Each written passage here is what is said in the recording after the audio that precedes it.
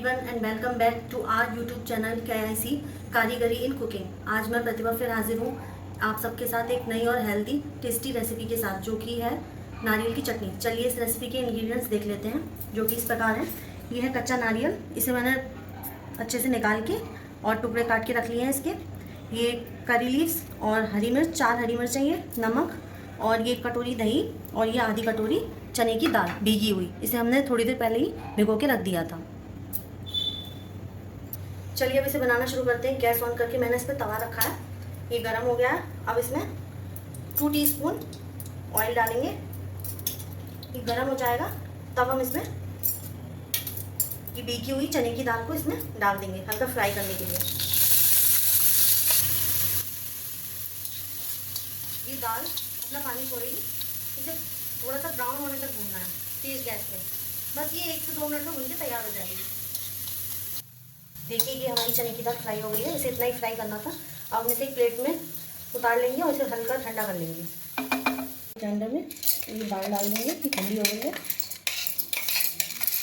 ये जो दही था हमारा 1 कटोरी, इसको ऐड कर देंगे, और ये नारियल।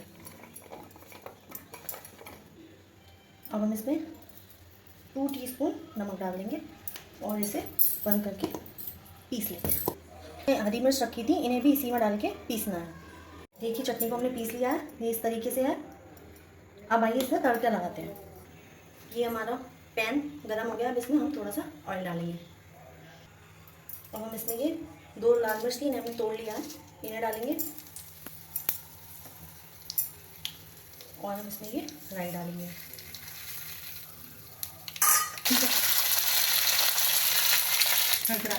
जिसकी आवाज़ आ रही है ये हो गया। अब हम इसे चटनी में डालते हैं।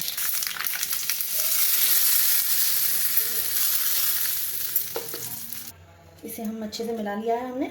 अब इसे एक बाउल में सर्व करते हैं। लीजिए तैयार है हमारी नारियल की चटनी हो गई है। इसे आप डोसा, इडली किसी के साथ भी इंजॉय कर सकते हैं। ये खाने में बहुत ही टेस्टी लगेगी और हेल्दी भी है।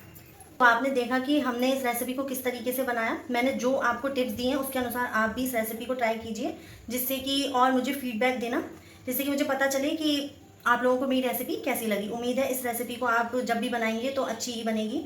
अगर आपको इस रेसिपी में कोई भी दिक्कत आए तो मुझे कमेंट सेक्शन में जाके पूछ सकते हैं।